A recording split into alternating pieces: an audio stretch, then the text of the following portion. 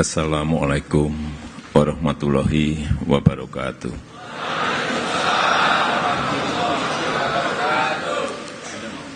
Bismillahirrahmanirrahim. Alhamdulillahirabbil alamin.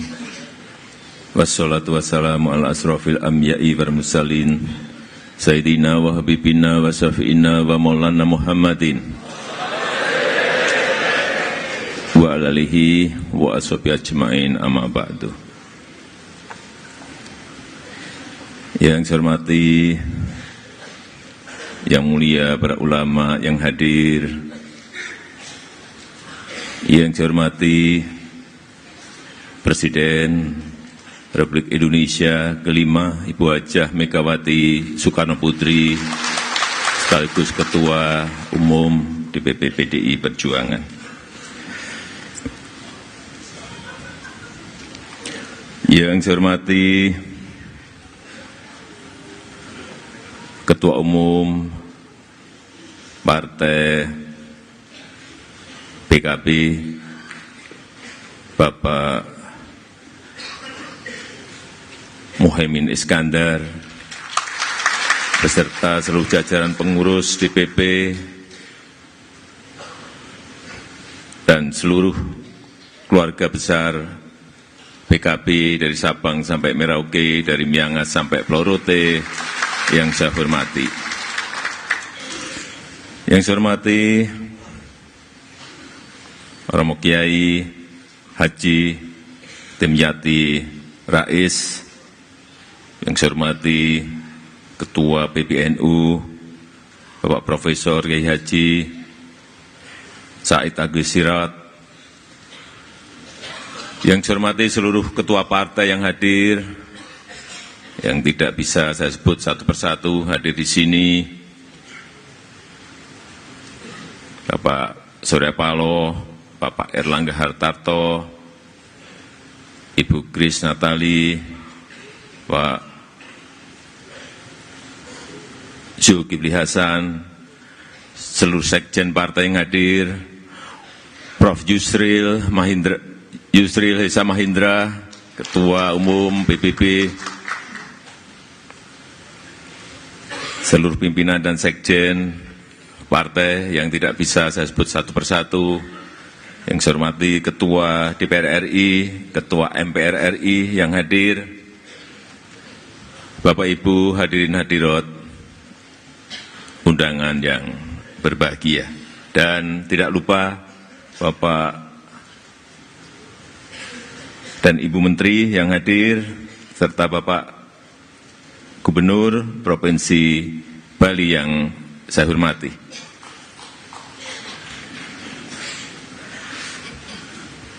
Saya mau berbicara apa juga bingung, karena semuanya sudah diborong oleh Ketua Umum PKB Bapak Muhaimin Iskandar. Dari A sampai Z yang mau saya omongkan di sini sudah disampaikan beliau semuanya.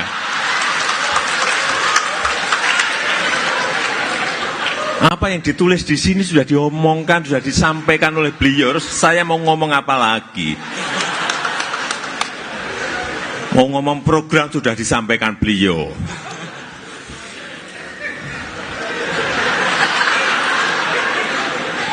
Yang jelas kita patut bersyukur bahwa pada hari ini PKB menyelenggarakan muktamar di Bali. Setelah 12 hari yang lalu, PDI Perjuangan juga menyelenggarakan kongres di Bali.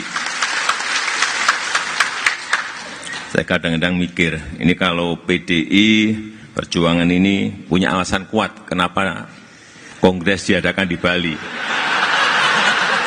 Karena memang basis terkuat PDI Perjuangan itu di Bali. Terus kalau PKB mengadakan muktamar di Bali ini pasti juga ada alasannya. Saya tidak tahu alasannya apa.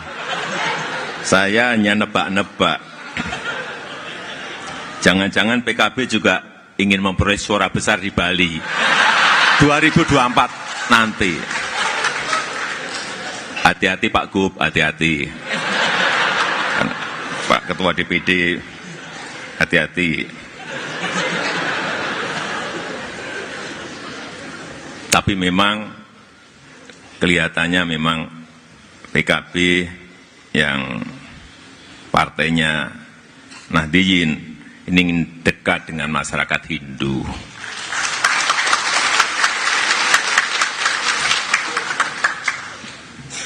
Dan tentu saja tujuan akhirnya adalah untuk persatuan bangsa dan kebangkitan bangsa.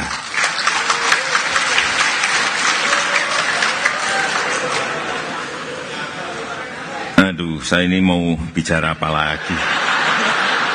Ini yang ditulis di sini ada semuanya, sudah disampaikan tadi oleh Pak Muhaimin Iskandar. Tapi baiklah, saya ingin berbicara mengenai 5 tahun ke depan, apa sih yang ingin kita kerjakan, tapi memang itu barang-barang sulit semuanya. Satu, kita sudah membangun infrastruktur dalam 5 tahun belakang ini. Tapi tetap akan terus kita lanjutkan 5 tahun ke depan. Infrastruktur tetap dilanjutkan. Kemudian yang kedua, ini yang mungkin, yang kedua ini mungkin tantangannya lebih besar, karena kita ingin membangun sumber daya manusia. Apa sih yang ingin kita kerjakan di sini? Ini dimulai betul-betul dari kandungan.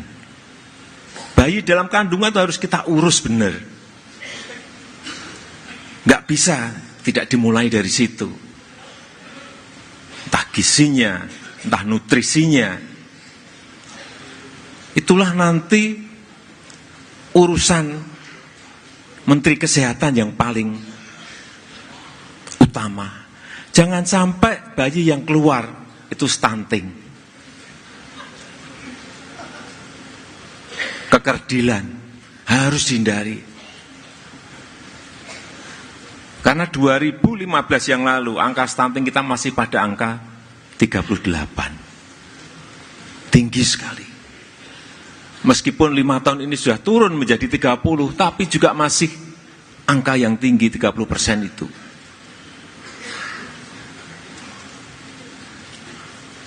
Jangan bermimpi kita bisa bersaing dengan negara-negara lain kalau angka stunting ini nggak bisa kita kecilkan, tidak bisa kita perkecil.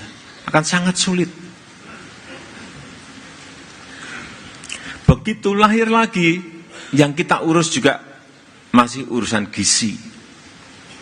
Tambahan makanan bergizi bagi anak-anak kita.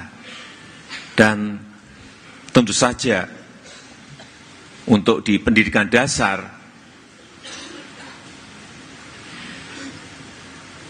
yang paling penting adalah membangun karakter, memberikan nilai-nilai budi pekerti, nilai-nilai etika, nilai-nilai agama, nilai-nilai toleransi.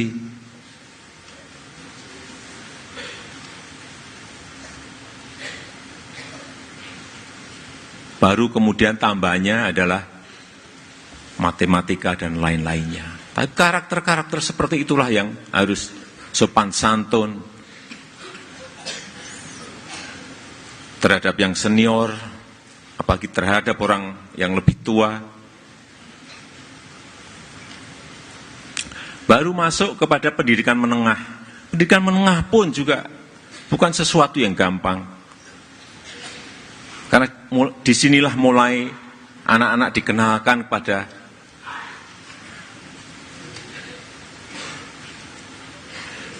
bagaimana membangun teamwork, kerjasama, bagaimana anak-anak kita memiliki daya kritis yang baik, memiliki daya argumentasi yang baik. Dan pada tingkatan menengah berikutnya, kita harus memberikan pilihan pada anak, apakah ingin masuk ke kejuruan atau ingin masuk ke bidang-bidang keilmuan. Karena ke depan, emerging skill, emerging job, itu sudah berubah semuanya. Skill yang dibutuhkan bukan lagi seperti yang sudah-sudah. Masa kini dan masa yang akan datang sudah berubah semuanya. Kalau kita mulai identifikasi, yang dibutuhkan itu misalnya, ini di tingkatan menengah, teknisi coding. Apa itu teknisi coding? Ya teknisi coding. Teknisi programming. Yang sebelum-sebelumnya pekerjaan-pekerjaan ini tidak kita kenal. Hati-hati juga ke depan di emerging job akan banyak sekali pekerjaan-pekerjaan yang hilang, muncul pekerjaan-pekerjaan baru yang harus kita siapkan, kita rencanakan mulai dari sekarang.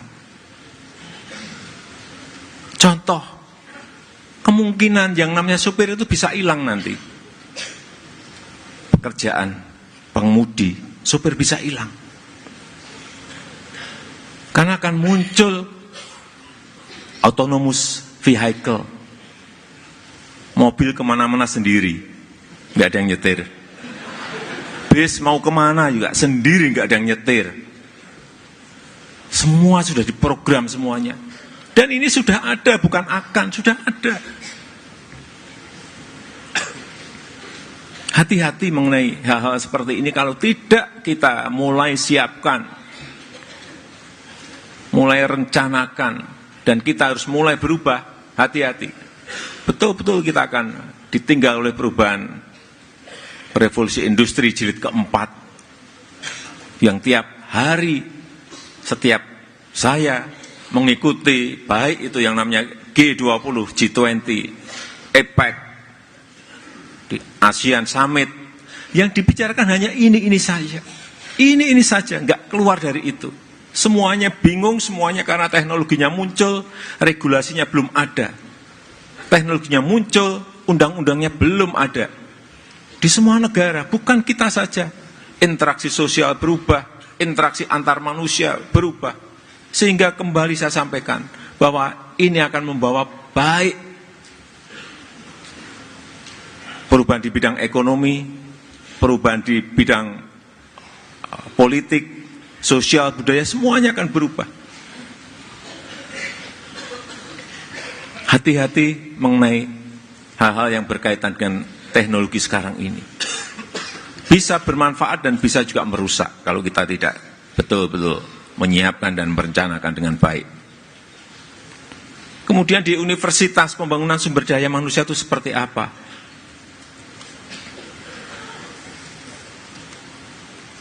Ya, yang sudah masuk di perguruan tinggi, mestinya kita siapkannya untuk apa? Kompetisi global, kompetisi regional. SDM kita harus bisa bersaing dengan negara lain, baik di skop regional maupun di skop global. Kalau tidak seperti itu, perguruan tinggi tidak bisa berkompetisi, ya, kembali lagi ditinggal lagi kita. Ditinggal. Inilah perubahan-perubahan yang memang harus segera kita lakukan, kita kerjakan. Universitas juga harus mau berubah, berbenah birokrasinya terhadap disrupsi teknologi yang sekarang ini memang betul-betul banyak membuat bingung. Semua negara, bukan kita saja, semua negara.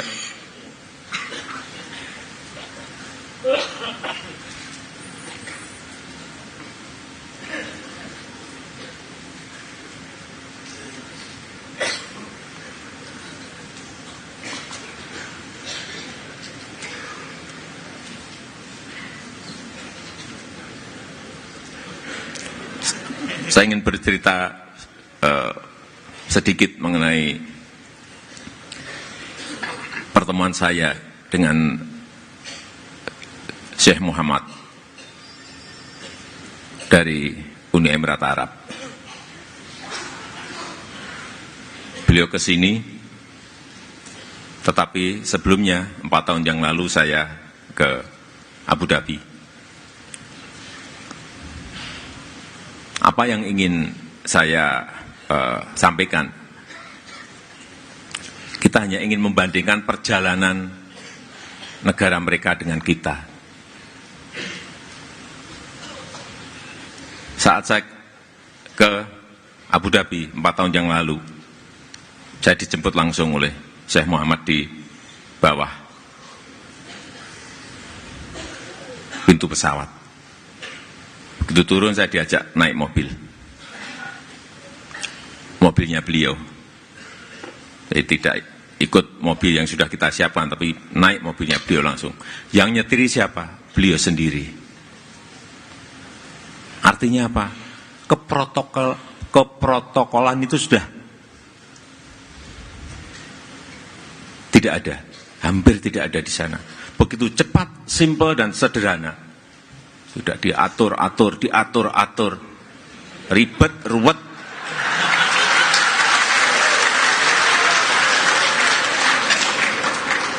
Ini di kita.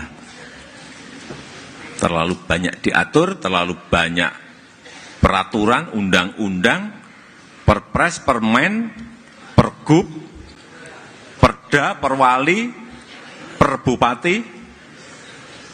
Kita ini menjerat diri kita sendiri. Yang buat kita sendiri, yang bingung kita sendiri, yang nggak bisa cepat juga kita sendiri. Iya, mau memutuskan, Pak, diingatkan, saya diingatkan, mau memutuskan cepat diingatkan, Pak, hati-hati, undang-undang nggak boleh. Mau memutuskan cepat, Pak, hati-hati, perpres juga tidak memperbolehkan. Loh, ini yang buat ini kita sendiri, kok kita nggak cepat gara-gara yang kita buat itu.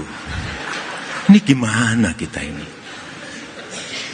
Kembali lagi, naik mobil saya. Udah, Syekh Muhammad ngomong kepada saya, Presiden Jokowi,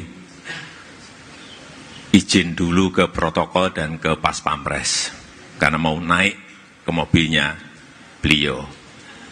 Saya nggak usah izin, langsung naik gitu aja. Kalau saya ngomong pasti nggak boleh, Pak, keamanan Pak, demi keamanan Pak, nggak boleh. Udah naik, saya naik mobil saja, naik mobilnya beliau, pintu saya jeglek, sudah. Yang di belakang pasti juga gini-gini. Udah naik, mobil melaju, naik. Beliau setirin sendiri. Saya merasakan kok mobilnya biasa saja, pelan gitu. Begitu saya tengok speedometer, 190-200 km per jam.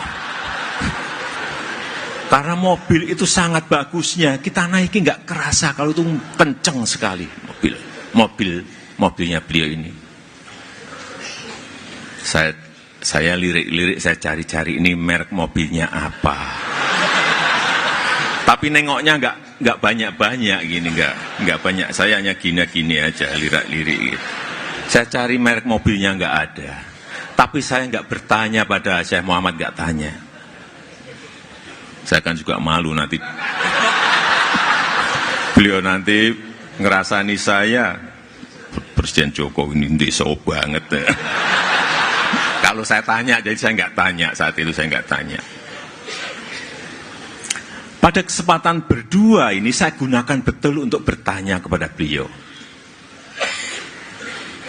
Kita ingat, Uni Emirat Arab punya minyak, kita juga punya minyak. Dia punya gas, kita juga punya gas.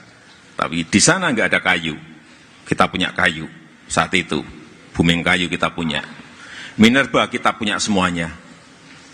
Yang namanya batu bara, emas, nikel, boksit, tembaga punya semua. Mereka nggak punya. Tetapi sekarang ini, supaya kita tahu semuanya, income per kapita di sana 43.000 US dollar.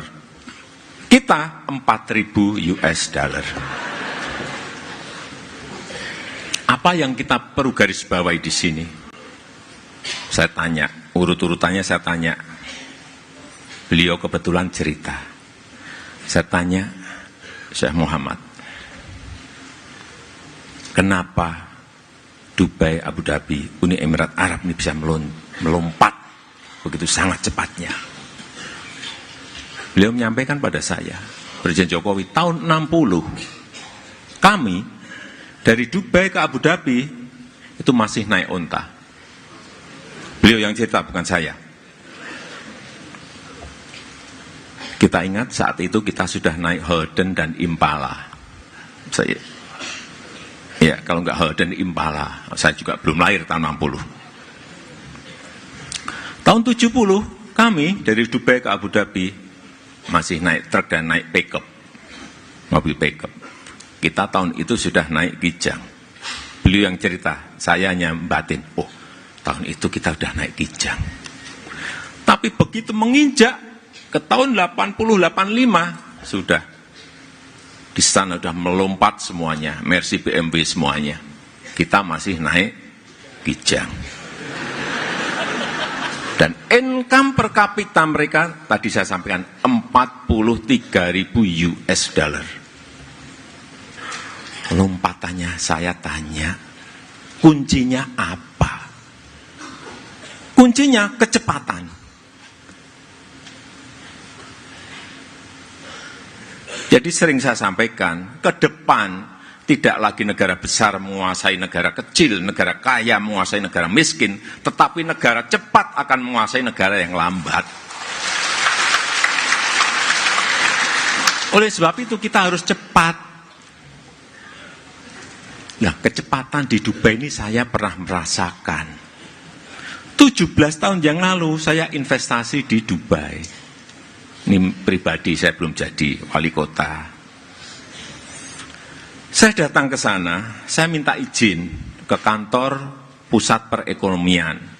Itu sudah 17-18 tahun yang lalu. Datang ke kantor ke sana, saya bawa syarat, datang ke meja. Bapak tanda tangan, saya tanda tangan. Bapak pergi ke kantor sebelah, 50 meter dari situ.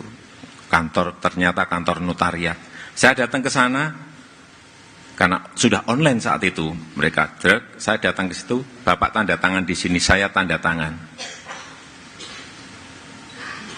Kemudian mereka perintah lagi, Bapak kembali lagi ke meja yang tadi. Saya datang ke meja itu, izin-izin sudah selesai semuanya. Nggak ada 30 menit, itu sudah 17 tahun yang lalu. Kita di sini 5 tahun yang lalu izin pembangkit listrik, saya tanya ke orang yang ngurus perizinan pembangkit listrik, berapa tahun Pak saya ngurus ini Pak? 6 tahun Pak, belum selesai Pak. 6 tahun, 6 tahun. Saya kejar lagi, berapa izin yang ada di situ? 259 izin. Coba, gimana kita mau cepat ngurus satu izin saja, ini 259 izin. Bagaimana kita bisa cepat kalau ini kita terus-teruskan? Sudah saya perintah pangkas, ini pangkas jadi 58 izin dari 259 izin menjadi 58 izin. Tapi ya 58 izin itu juga masih bertahun-tahun. Tahunan. Ya bukan 6 tahun lagi, tapi masih tahunan. Ini sudah, ini di Uni Emirat Arab 30 menit coba. Udah. Sekarang bandingkan. Bagaimana kita akan maju kalau ini diterus-teruskan? Gak bisa lagi. Budaya seperti ini diterus-teruskan. Sekali lagi, kecepatan itulah yang akan membawa negara ini menjadi negara maju.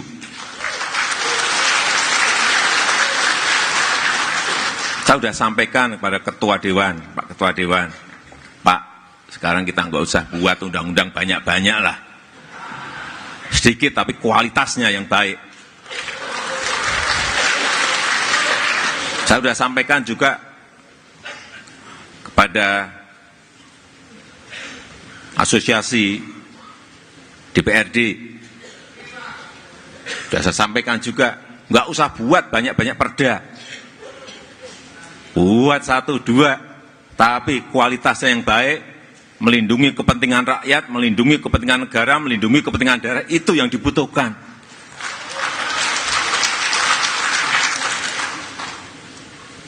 Kalau ini tidak kita kerjakan, tidak kita pahami betul, tidak kita sadari dan kita sadar betul, saya tidak tahu bagaimana kita akan berkompetisi dengan negara-negara.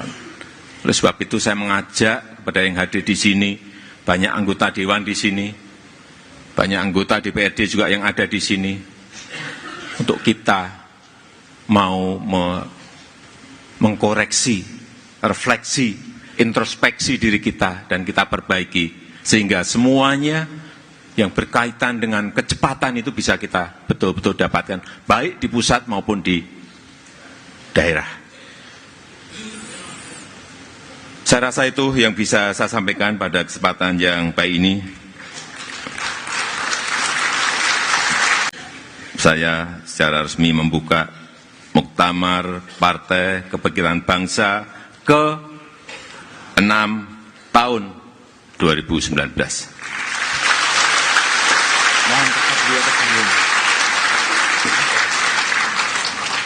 Terima kasih. Wassalamualaikum warahmatullahi wabarakatuh. Untuk dilanjutkan dengan peresmian pembukaan muktamar.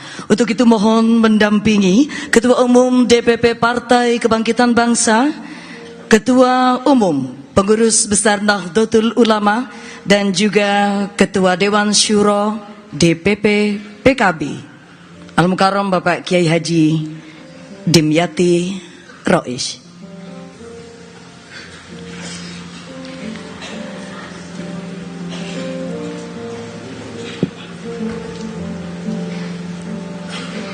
Hadirin sekalian yang kami hormati, peresmian pembukaan Muktamar PKB ditandai dengan pembidikan ketapel oleh Presiden Republik Indonesia.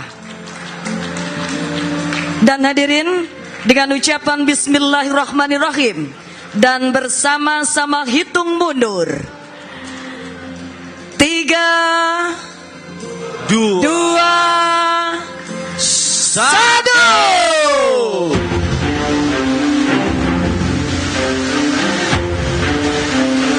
Hadirin, dengan demikian Muktamar PKB 2019 resmi dibuka. Kami ucapkan terima kasih kepada Bapak Presiden Republik Indonesia, Ketua Umum PBNU, Ketua Dewan Syuro DPP PKB Bapak Kiai Haji Dimyati Rois. Dan selanjutnya kami persilahkan kembali ke tempat.